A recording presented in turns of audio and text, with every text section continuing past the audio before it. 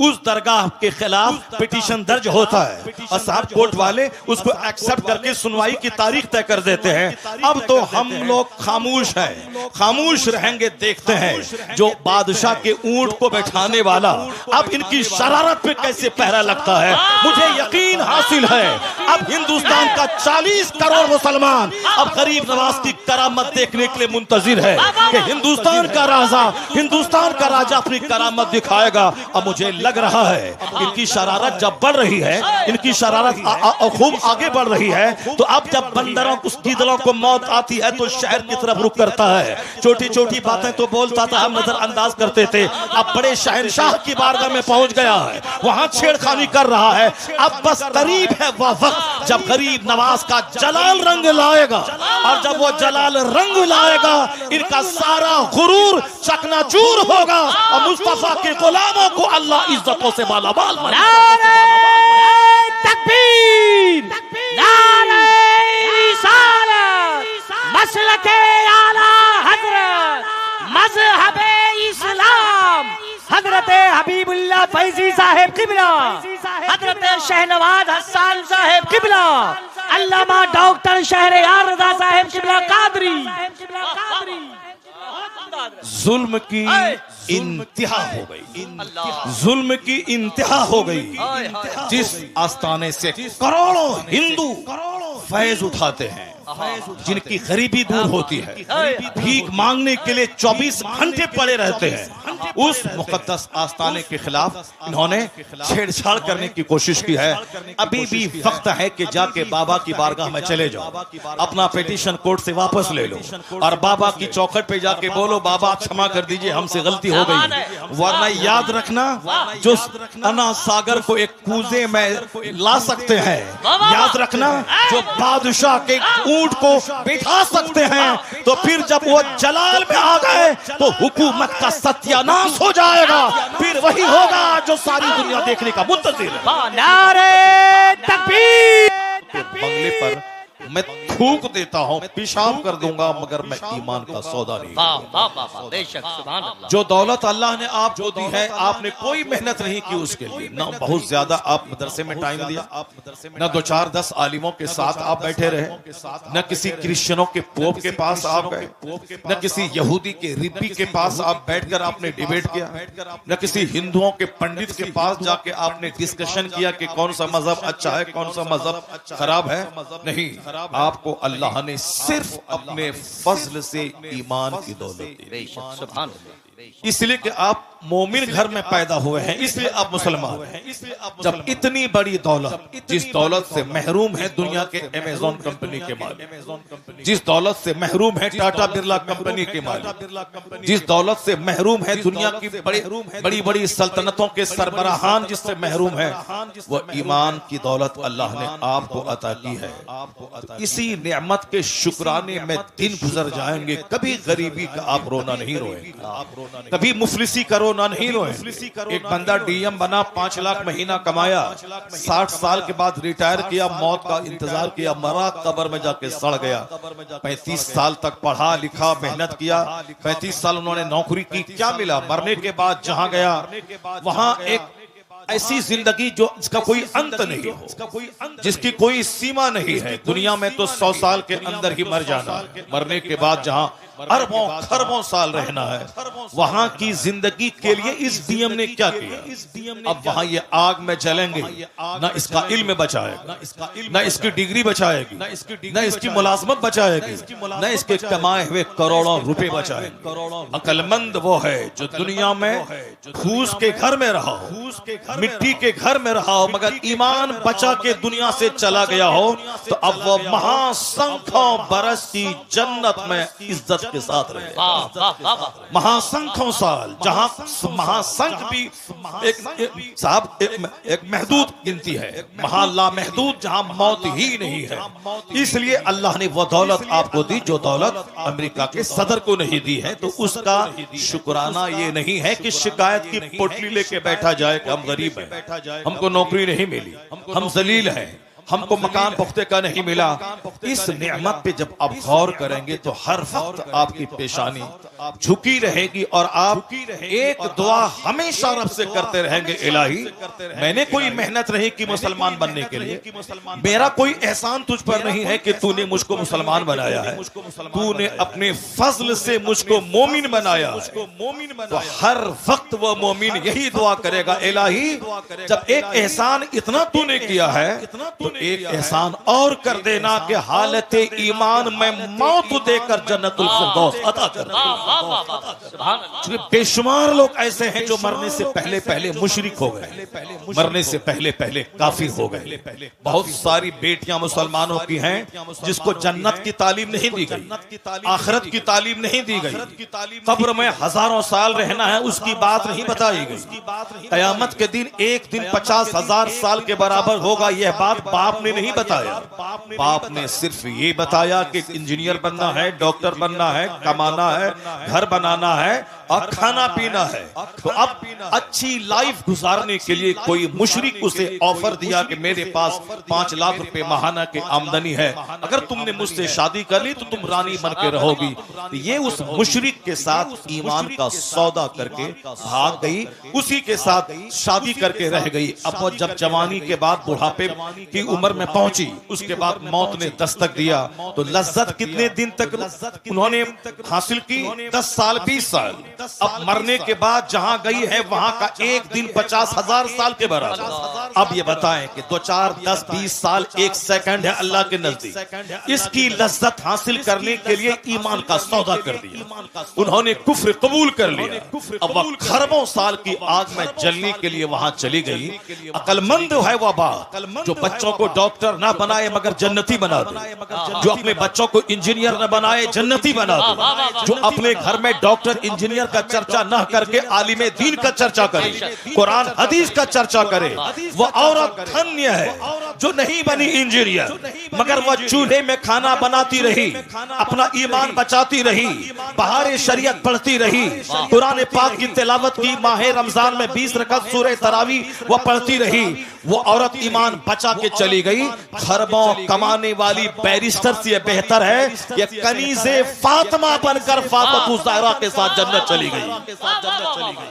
वह कौन सा इल्म है जो इल्म आदमी की इज्जत को तार-तार कर दे? वह कौन सा इल्म है जो आदमी को कुफ्र के करीब पहुंचा दे? वह कोई इल्म है जो आदमी को जानवर बना दे? आज मदरसा आवाज दे रहा है कि डॉक्टर की सूरत में दरिंदा कलकत्ता के आरजी मेडिकल कॉलेज का प्रिंसिपल जो अपने घर के तहखाने में खूबसूरत औरतों के साथ बलात्कार करने का रैकेट चलाता था, जिसके कॉलेज में एमडी करने वाली खातून की आबरू गैर महफूज रही और जिसको अपनी आबरू बचाने के चक्कर में जान से हाथ धोना पड़ा। ये कोई डाइटन सिमिलिया का कसिया का कोई जाहिल नहीं था, वो कोई विलेजर, कोई देहाती, कोई फार्मर नहीं था, पढ़ा लिखा आदमी था। पढ़ा लिखा आदमी इस कदर गिर जाएगा ये किसी ने सोचा ना होगा। आपने सोच देखा होगा मुजफ्फरपुर के शेल्टर होम में वह नेताओं का किस तरह कनेक्शन वहां पली जाने वाली औरतों के साथ था। लोग कहते हैं कि वह डॉक्टर की सूरत में जानवर, वह डॉक्टर की सूरत में दरिंदा। एक गांव का देहाती अपने चचेरे भाई के पास किशनगंज गया, डॉक्टर के पास, कहा आप मेरी बीवी का इलाज करें। डॉक्टर बोलता है कि तुम्हारी बीवी दर्द ज़ह में मुब्तला है, बच्चा भी मरेगा या नहीं बच्चा मर जाएगी, इसलिए तुम्हें 1 घंटे के अंतर सिजरिंग करना पड़ेगा। वो कहता है मैं बीमार हूं, मैं गरीब हूं, मैं मजदूर हूं, कहां से मैं 50,000 रुपए ला के दूं? ये डॉक्टर दिमाग में बहुत बड़ा सपना पाल करके किशनगंज आया है कि मैं MBBS हूं, अपने बच्चों को फार्सियस बनाना है, अब मुझे 2 एकड़ जमीन में शानदार घर बनाना है, मुझे फॉर्च्यूनर खरीदनी है। अब इतना पैसा ऐसा नहीं कि डॉक्टर बनने के बाद रुपया का एक पेड़ अपने क्लिनिक में कोई लगा दे और रोजाना जाए 2 घंटा बैठे और पैसा तोड़ के झोला भर के सामने घर ले जाए। नहीं, उसे तो मरीजों को देखना होगा, मरीजों की फीस से ही कमाना होगा। तो इतनी कमाई कहां से आएगी कि फॉर्च्यूनर का की किस्त अदा करे, वह 2.5 एकड़ जमीन का की किस्त अदा करे? अब वो इंसानियत का लिबासा छोड़कर झूठ का लिबास पहनता है, हैवानियत का कपड़ा पहनकर झूठ बोलता है कि तेरी बीवी 1 घंटे के अंदर में मर जाएगी, इसको सिजरिंग करवाना पड़ेगा। अब वह बेचारा छोटा सा घर बेचकर डॉक्टर को 50,000 रुपए देता है और वह डॉक्टर एक गरीब औरत की सिजरिंग करके उसको कई सारी औलादों से महरूम कर देता है। लोग लोग कहते हैं ये डॉक्टर है मगर इंसान नहीं है। इंसान वो है जो इंसानियत जिसके अंदर हो, वो दूसरों का दर्द महसूस करे, मतलब डॉक्टर है मगर इंसान नहीं है। मोरबी का इंजीनियर कई 100 आदमी की जान ले लिया, उन्होंने एनओसी दिया, नो ऑब्जेक्शन, ये ब्रिज को खोल दिया जाए आम पब्लिक के लिए। ब्रिज गिरा, कितने 100 पब्लिक की जान चली गई। लोग कहते हैं वो इंजीनियर नहीं, वो कसाई है जिसने इतने लोगों की जान ले लिया। चीफ मिनिस्टर झारखंड का जो गरीबों की प्रॉपर्टी कोयला है उसके घोटाले में पकड़ा गया, कई साल तक जेल रहा। लोग कहते हैं ये चीफ मिनिस्टर नहीं बल्कि गरीबों का हत्यारा है। मतलब इंजीनियर की सूरत में जानवर, डॉक्टर की सूरत में जानवर। लोग कहते हैं कि इंसान कहां है, इंसानियत कहां है। मैं कहता हूं आज भी इंसानियत की एक फैक्ट्री है, वह फैक्ट्री चले जाओ, उस फैक्ट्री में यह पढ़ाया जाता है झूठ बोलना हराम है, शराब पीना हराम है, ज़िना करना हराम है, माँ बाप को सताना हराम है, पड़ोसी से लड़ना झगड़ना हराम है, और खड़े होकर नहीं खाना है, बैठ के खाना है, बाथरूम ऐसे जाना है, बिस्तर पे ऐसे लेटना है, ऐसे घर से बाहर निकलना है। आदमियत का सलीका किस फैक्ट्री में सिखाया जाता है? कहां से इंसान पैदा होते हैं? इस रुए जमीन पर एक दरसगाह है जहां अव्वल दिन से लेके आखिरी दिन तक, यानी उर्दू की पहली किताब से लेके बुखारी शरीफ तक यही पढ़ाया जाता है। यह लीगल है या इल्लीगल है, यह राइट है ये रॉन्ग है, यह जायज है ये नाजायज है, यह सही है ये गलत है, यह हराम है ये हलाल है, यह करना है ये नहीं करना है, यह हार्मफुल है ये यूजफुल है, यह हानिकारक है ये लाभदायक है। यानी वो आदमियत की शिक्षा जिस दरसगाह में दी जाती है उसी का नाम है मदरसा। अब जब यह फैक्ट्री जवान थी, जहां फैक्ट्री जवान थी, फैक्ट्री का प्रोडक्शन था, खलीफा हारून रशीद का बच्चा मदरसे में पढ़ता था, औरंगजेब जैसे हिंदुस्तान के बादशाह मदरसे में पढ़ते थे। उस वक्त में अमीर गरीब सब चाहता था मैं इंसान बनाने वाली फैक्ट्री में पढ़ूं और वहां से कुतुब बन के निकलूं, अब्दाल बन के निकलूं, आदमी बन के निकलूं। जब तक यह फैक्ट्री जवान थी, प्रोडक्शन ज्यादा हो रहा था, तो समाज कुतुब से भरा था, अब्दाल से भरा था, नेकों से भरा था, शरीफों से भरा था। लेकिन जब से इस फैक्ट्री को गवर्नमेंट ने आतंकवादी का अड्डा कहा और जब से हमारे पैसे वालों ने अपने बच्चों को पढ़ाना छोड़ दिया, जब यह फैक्ट्री बंद हो जाएगी या बंद नहीं होगी, पैदावार कम हो जाएगी, तो समाज में शरीफ कहां से मिलेंगे, वली कहां से मिलेंगे, कुतुब अब्दाल कहां से मिलेंगे। अब अगर लोग चाहते हैं कि समाज शरीफों से भरे, नमाजियों से भरे, जंटी लोगों से भरे, कुतुब अब्दाल से भरे, तो अब ट्यूटर लेना होगा, फैसला बदलना होगा कि जिस तरह की फैक्ट्री जैसा प्रोडक्शन उसी तरह के लोग समाज में नजर आएंगे। इंजीनियरिंग कॉलेज में आदमी कम, वहां पैसा कमाने वाले जानवर ज्यादा पैदा किए जाते हैं। मेडिकल कॉलेज में आदमी कम, पैसा कमाने वाले जानवर ज्यादा पैदा किए जाते हैं। तो अब ये एक इंसानी बनाने वाली फैक्ट्री है मदरसा। इस फैक्ट्री को जिंदा करें। जब ये मदरसा जिंदा होगा, पैदावार बढ़ेगी, तो शरीरों की तादाद घटेगी, शरीफों की तादाद में इजाफा होता चला। नारे तकबीर, नारे रिसालत, मज़हबे इस्लाम, जश्ने दस्तार बंदी, अल्लामा डॉक्टर शहरयार रज़ा साहब किबला।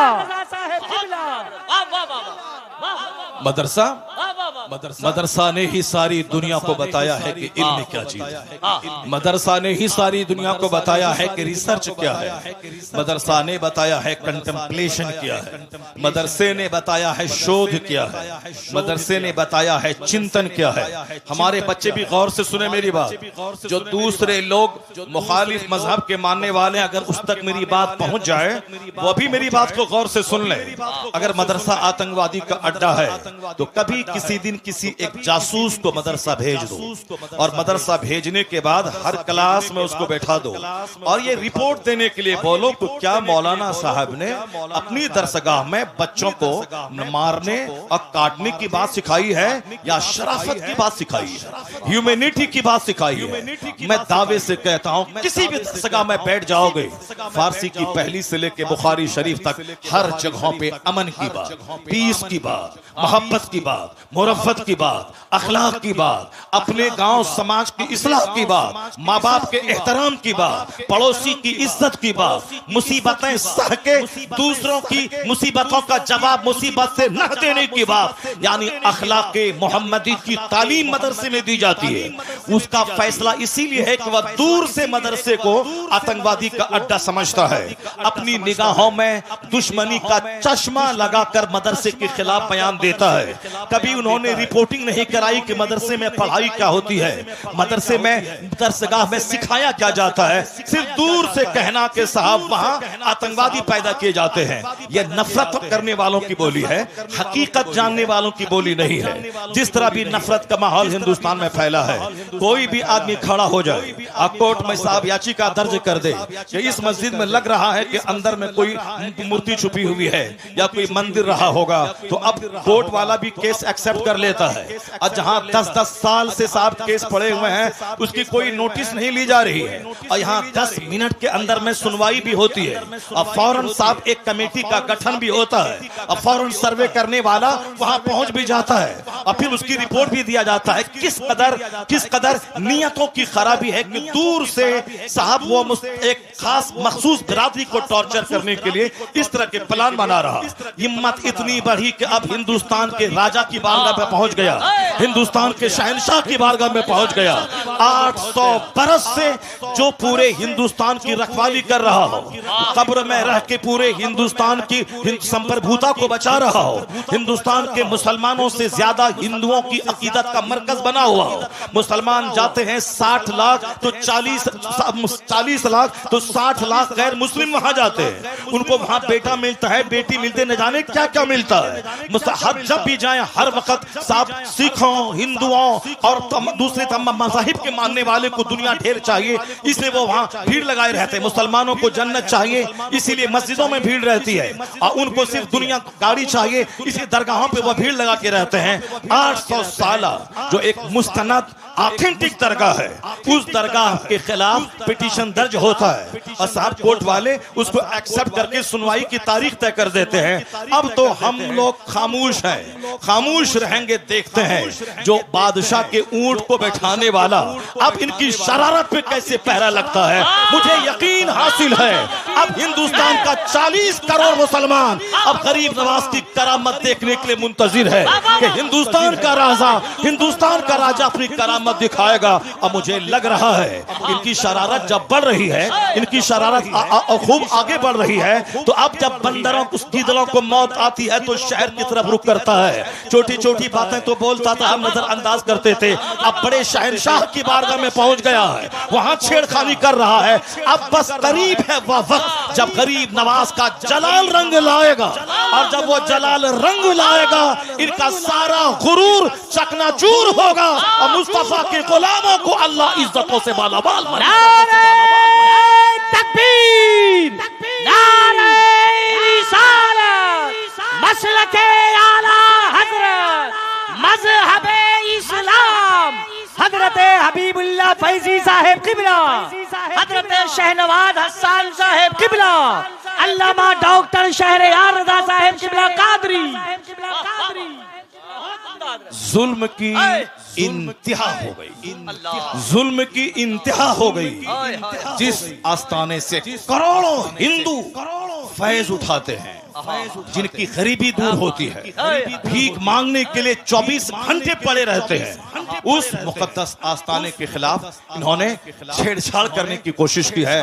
अभी भी वक्त है कि जाके बाबा की बारगाह में चले जाओ, अपना पिटीशन कोर्ट से वापस ले लो, और बाबा की चौखट पे जाके बोलो, बाबा क्षमा कर दीजिए, हमसे गलती हो गई। वरना याद रखना, जो अना सागर को एक कूजे में ला सकते हैं, याद रखना जो बादशाह के ऊंट को बिठा सकते हैं, तो फिर जब वो जलाल में आ गए तो हुकूमत का सत्यानाश हो जाएगा। फिर वही होगा जो सारी दुनिया देखने का मुंतजिर है। नारे तकबीर, नारे रिसालत, ख्वाजा का हिंदुस्तान, फैज़ाने गरीब नवाज। एक कौम मुस्लिम आपको कानून हाथ में नहीं लेना, आपको सड़क पे आकर के बहुत बड़ा प्रोटेस्ट नहीं करना है। ये मामला शहनशाह हिंदुस्तान का मामला है, अब मामला उनकी कोर्ट में पहुंच चुका है। बस हम लोग वही करें जो सरकार दो जहां के दादा अब्दुल मुत्तलिब, जब अबरहा जो हाथियों का फौज लेके खाने काबा को ठाने आ रहा था, अब्दुल मुत्तलिब ने क्या कहा था? हर शख्स अपने घर की हिफाजत करता है, ए अल्लाह ये तेरा घर है, तू अपने घर की हिफाजत कर। इतना कह के पहाड़ पर चले गए और फिर वो देखने लगे, देखें रब्बे करीम अपने घर की हिफाजत कैसे करता है। सारी दुनिया जान रही है कि अलम तरा कैफ फअल रब्बुका बिअस्हाबिल फील, क्या उसके साथ सलूक हुआ। अबरहा जलील होके मरा, उसके सारे हाथी मरे, एक छोटा सा कंकड़ पत्थर उसके गुरूर को तोड़ के रख दिया, सारे धाराशायी हो गए। हम तो यही देखते हुए आ रहे हैं 1400 साल के अंदर। अल्लाह रब्बुल इज्जत बहुत बेनियाज है, अल्लाह रब्बुल इज्जत बेनियाज है। कोई भी जालिमों का जुल्म उसको थका नहीं सकता, और किसी भी इबादत करने वाली की इबादत की वजह से अल्लाह रब्बुल इज्जत की शान में कोई इजाफा नहीं हो सकता। अल्लाह उस सिफाते कमालिया का जामा है कि जिसके आगे किसी सिफत का कोई तस्वुर ही नहीं है। अल्लाह रब्बुल इज्जत के पास सारी कुव्वतें, सारी ताकतें मौजूद है। हम इबादत करते हैं, हम उसका बेनिफिट मुझको मिलता है। अगर कोई कुफ्र करता है उसका नुकसान वो उठाता है। अल्लाह सिर्फ देखना चाहता है कि मेरा कौन बंदा है जो इस जमीन को अदल से भरता है, और कौन है जो इस जमीन को जुल्म से भरता है। जो ईमान लाएगा, अच्छा काम करेगा, उसे यहाँ सेहत देंगे, इज्जत देंगे, हुकूमत देंगे, मरने के बाद जन्नत देंगे। जो कुफ्र करेगा, शरारत करेगा, जुल्म करेगा, अत्याचार करेगा, दूसरों को जीने नहीं देगा, सताएगा, समाज को पाप से भर देगा, उसके लिए आग तो वहां है, यहाँ उसका जीना तंग कर देंगे, यहाँ उसके घरों को कैद खाना बना देंगे, यहाँ उसको जलील और रुस्वा कर देंगे। नहीं देखा तुमने आज से 5 साल पहले चाइना के लोग कहते थे कौन सी नमाज है, कैसी नमाज है। जापान के लोग कहते थे कौन सी मस्जिद है, कैसा मदरसा है।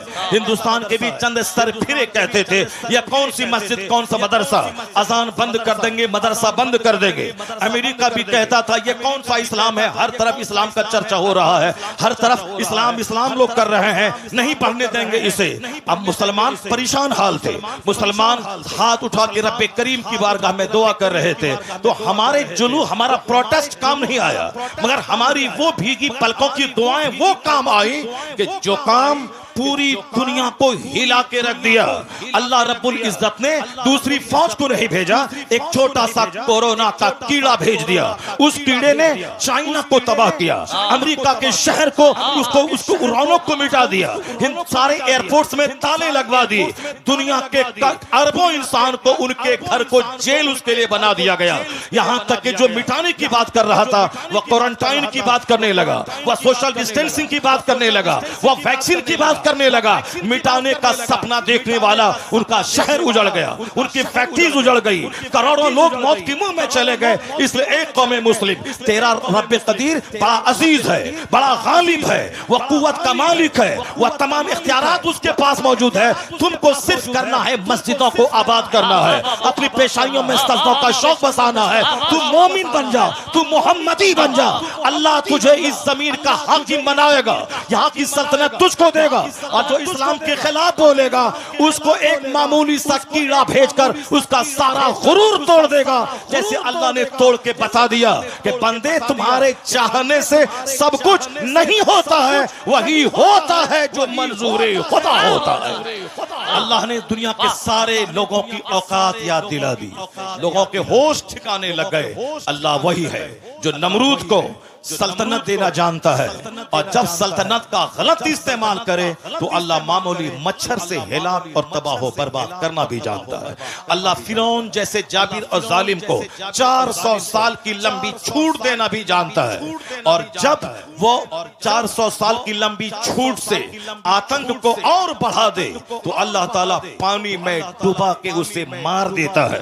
और जब खिगिया के कहता है कि अब मैं ईमान लाया तो अल्लाह कहता है अल आना वक़द असैत क़ब्लु व कुन्त मिनल मुफ़्सिदीन, अभी तू ईमान लाता है, इससे पहले तू फसादी और बागी था। आज मैं तेरी लाश बचाऊंगा ताकि आने वाले लोग जान जाएं कि मगरूर का हश्र क्या होता है, घमंडी का अंजाम क्या होता है। फिरौन की सूखी हुई सड़ी हुई हड्डी की लाश आज भी मिस्र के म्यूजियम में मौजूद है। दुनिया के सारे सयाह, सारे टूरिस्ट उसको देखने जाते हैं और वहां से देखकर इबरत हासिल करते हैं कि 400 साल लंबी उम्र पाने वाला पूरे मिस्र का बाताज बादशाह था, लेकिन अल्लाह ने उसे ऐसा जलील किया, उसकी डेड बॉडी को दूसरों की इबरत की खातिर रखा, उसके ईमान को कबूल नहीं किया। तो इसलिए एक कौम मुस्लिम, तू नमाज पढ़, रोजा रख, हज कर, ज़कात दे, मस्जिद को आबाद कर, मदरसा को आबाद कर, अखबार पढ़ के ज्यादा इस्लाम के बारे में टेंशन मत मोल ले कि हमारा मुस्तकबिल क्या होगा, आने वाले दिन में इस्लाम का क्या होगा। ये सब टेंशन लेने की कोई जरूरत नहीं है। इतना यकीन कर ले, गिरह बांध के रख ले, जो अल्लाह कल के फिरौन को नहीं छोड़ा, पानी में डुबा के मार दिया है, वही अल्लाह आज के फिरौन को भी नहीं छोड़ेगा, आज के नमरूद को भी नहीं छोड़ेगा, आज के शद्दाद को भी नहीं छोड़ेगा। बस तुम्हें सिर्फ सब्र करना है, मस्जिदों को आबाद करना है। जो काम एटम बम से नहीं होता है वो काम तेरे सजदे से हो जाता है। तुम्हारी ताकत रूहानी ताकत, तुम्हारी ताकत स्पिरिचुअल फोर्स, तुम्हारी ताकत आध्यात्मिक शक्ति है। आज हम जलील इसीलिए हो गए, मेरी मस्जिदें वीरान हो गई, मेरा जलसा उजड़ गया, हमारी खानकाह सिर्फ तेल और पानी का मरकज बन के रह गई, हमारी मस्जिदों में दांत टूटे चंद बूढ़े रह गए, और हमारे जवान उनके कुफ्फार और मुशरिकीन के जवान की तरह हरकतें करने लगे। हमारे घर में क्रिकेटर का चर्चा, हमारे घर में साहब बैरिस्टर का चर्चा, हमारे घर में नेता का चर्चा, हमारे घर में बंबई जाकर के फैक्ट्री डाल के 2-4 मकान खरीदने वाले दुनियादार का चर्चा, हमारे घर में खूबसूरत खवातीन का चर्चा, हमारे घर में खूबसूरत नौकरी करने वाले लड़कों का चर्चा। अब जाहिर सी बात है, जब खूबसूरती का चर्चा होगा तो हमारा बेटा दिमाग में ये बात बिठाएगा, हमें खूबसूरत औरत चाहिए। अब चाहे वो अपना चेहरा आईना में नहीं देखेगा कि हमारी सूरत कैसी है, हमारी नाक टेढ़ी है, हमारा रंग काला है, मगर वो तमन्ना करता है क्या कि हमारी बीवी बिल्कुल करीना जैसी खूबसूरत मिल जाए। सबकी तमन्ना ये खूबसूरत मिल जाए, क्योंकि उनके घर में खूबसूरती का चर्चा होता है, उनके घर में मुलाजमत का चर्चा होता है, उनके घर में क्रिकेट का चर्चा होता है। अगर मेरी बेटी किसी खूबसूरत चेहरे वाले के साथ भाग कर ईमान का सौदा कर ले, ये कसूर माँ बाप का है, जो अपने घर में हुस्न का चर्चा करता है, दौलत का चर्चा करता है, सर्विस का चर्चा करता है, स्कूल कॉलेज का चर्चा करता है। ये बता दे, जिसके घर में आलिम का आना जाना हो, जिसके घर में पीर का आना जाना हो, जिस घर के बाल बच्चे अपने आलिम की तहज्जुद की नमाज का मंजर देख रहे हो, वहां तलावत कुरान का मंजर देख रहे हो, मैं दावे से कहता हूं, जहां कुफ्फार का आना जाना होगा, जहां टकेत का आना जाना होगा, जहां दुनियादार का आना जाना होगा, उसके बच्चों का दुनियादार बनना जब तय है, उसी तरह जहां नमाजी का आना जाना होगा, आलिम का आना जाना होगा, मशाइख का आना जाना होगा, उनके घर के बाल बच्चों का ईमान का बचना भी तय है, वहां नमाजी बनना भी तय है। इसलिए बुजुर्गों ने कहा, अपने घर में चोरों को मत आने दे, अपना दस्तरखान नेकों के लिए बिछा, आलिमों का आना जाना होने दे, मशाइख का आना जाना होने दे। दिखने का असर होता है, जहां चोरी होगी वहां के बच्चे चोर पैदा होंगे, जहां तिलावत कुरान होगी वहां के बच्चे गुलाम हुसैन पैदा होंगे। कोई तहरीक हमारे बच्चों को काफिर होने से बचा नहीं पाएगी, कोई तहरीक हमारी मुर्तद होने वाली बेटियों को बचा नहीं पाएगी। उसके लिए हर माँ बाप को आगे आना होगा, अपने घर में इस्लामी कल्चर बनाना होगा, अपने बाल बच्चों के दिल दिमाग में इस्लाम की अजमत बैठानी होगी, अपने बाल बच्चों के सामने हुजूर की हयात तैयबा को बयान करना होगा, औलिया सालिहीन की जिंदगी का मुताला करना, औलिया सालिहीन की जिंदगी बताना होगा। अब जरा गौर से देखिए कैसे हालात थे, कैसे लोग थे, किस तरह से जीते थे।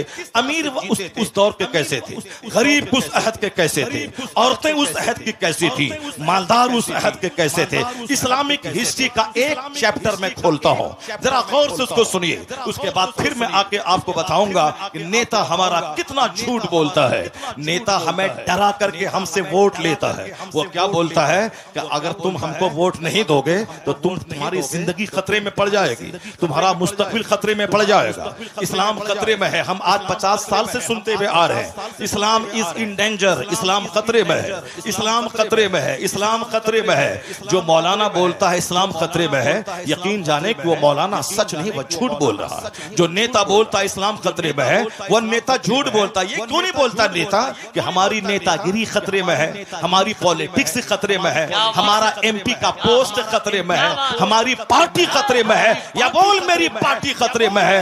हम जिस तरह से वो अपने लोगों को डराता है हमसे और हमारे खिलाफ नफरतों की आग लगाकर वो अपना वोट लेता है, उसी तरह हमारे भी कुछ लोग हैं जो शराब में डूबा हो, एक वक्त की नमाज ना पढ़ता हो, जो दिल्ली में जीतने के बाद 5 स्टार होटल में रंगरलियां मनाता हो, ये हमें आके मजहब के नाम पे हमसे वोट लेता है कि हम मुसलमान हैं, तुम हमको वोट दो। मुसलमान के नाम पे उसको वोट दिया जाएगा जो मुसलमान होगा, कंप्लीट मुसलमान होगा, जो मुस्तफा का होगा, जो कुरान हदीस का होगा, जिसको देखने के बाद लगेगा ये मुसलमान है। सिर्फ एक बिल्ले भी लग गया मुसलमान है, बाकी सारा काम मुशरिकीन जैसा है, उसको वोट दिया जाएगा। वोट नहीं दोगे तो बोलेगा तुम्हें काट दिया जाएगा, तुम्हें मार दिया जाएगा, इस्लाम खतरे में है, मुसलमान खतरे में है। मैं बताऊंगा कुरान करीम क्या कहता है, मुस्तफा की हदीस क्या कहती है, और ये नेता क्या बोलता है। और झूठ बोल भी अगर बोलता है कि इस्लाम खतरे में है, वह झूठ बोलता है। कुरान करीम साफ लफ्जों में कह दिया है, युरीदून लियुत्फिउ नूरल्लाहि बिअफ़वाहिहिम वल्लाहु मुतिम्मु नूरी। अल्लाह कहता है ये मुशरिकीन, ये कुफ्फार अपने मुंह से इस्लाम का चिराग बुझाना चाहते हैं, अल्लाह उस नूर को पूरा करना चाहता है। जो अल्लाह उसे पूरा करना चाहता है और ये उस नूर को बुझाना चाहते हैं। बंदों का चाहा हुआ होगा या अल्लाह का चाहा हुआ होगा। ये बंदा कमजोरी का पुतला है, बंदे की हिस्ट्री कमजोर है, इंसान की तारीख ही कमजोर है। इंसान पैदा हुआ कैसे है? इंसान पैदा हुआ एक नापाक कतरे से, जिसकी इब्तदा इतनी कमजोर हो कि नापाक कतरे से पैदा हुए हों, जिसकी इब्तदा इतनी कमजोर है या बचती हुई मिट्टी से पैदा हुआ है, जिसकी बुनियाद इतनी कमजोर है कि कई बार शर्मगाहों से का गुजर हुआ है। बाप की रीढ़ की हड्डी और माँ के सीने की हड्डी से जो कतरा निकलता है, उससे यह इंसान पैदा हुआ। यह मैं नहीं कहता, पैदा करने वाला मेरा खालिक कहता है। फलयंजुरिल इंसानु मिम्मा खुलिक़ मिम्मा इन दाफ़िक़ यख़रुजु मिन बैनि सुल्बि व तराइब इन्नहु अला रजइही लक़ादिर। अल्लाह कहता है a man should consider in his creation. आदमी को अपनी पैदाइश पे गौर करना चाहिए, वह पैदा हुआ कैसे है। अल्लाह कहता है वह पानी का कूदता हुआ कतरा मनी का, जो बाप की रीढ़ की हड्डी से निकलता है, माँ के सीने की हड्डी से निकलता है, और वह बच्चादानी में पहुंचता है, और 4 महीने तक वह ब्लड वह नुत्फा अपनी असल हालत पे रहता है। अगले 40 दिन तक, अगले 40 दिन में वह लोथड़ा बनता है, अगले 40 दिन में ढांचा तैयार होता है, अगले 40 दिन के बाद उसमें जान डाली जाती है। 120 दिन के बाद उसमें जान डाली जाती है। अब 40 दिन का एक पीरियड गुजरता है, पहले लोथड़ा, उसके बाद ढांचा, फिर उसके बाद उसमें जान डाली जाती है। जान डाले जाने से पहले अगर ईमानदार नेक परहेजगार मुसलमान डॉक्टर बोले अगर ये हामिला रही, हमल से रही तो इसकी जान को खतरा है, तो नेक मुत्तकी परहेजगार डॉक्टर की बात मानकर इस काते हमल एबॉर्शन हो सकता है। लेकिन अगर जान डाल दी गई फिर किसी की बात नहीं मानी जाएगी। 4 महीने के बाद कोई एबॉर्शन अगर करता है वह उस बच्चे का कातिल और मर्डरर ठहरता है। तो एक नापाक कतरे से ये इंसान पैदा हुआ। अब पैदा होता किस रास्ते से है वह सबको मालूम है, और वह नुत्फा जाता किस रास्ते से है वह सबको मालूम है। ये पूरी कहानी कुरान में 2, 4, 10 जगहों पे बयान किया गया है। ये बयान क्यों किया गया है? सूफिया कराम कहते हैं लोगों का मजाज है, जब जवानी मिली मगरूर हो गया, दौलत मिली घमंडी हो गया, छोटा सा घर कच्चे का पुख्ता बना दिया, अब वो साहब समाज में अपने आप को सबसे बड़ा समझने लगा। हुस्न पे मगरूर होता है बंदा, मकान पे मगरूर होता है बंदा, थोड़ी शोहरत मिल गई उसमें मगरूर होता है बंदा, ताकत जवानी मिली उसमें मगरूर होता है। ये गुरूर तो उसे तबाह कर देगा। ये गुरूर तो समाज में नफरतों की आग लगा दिया है।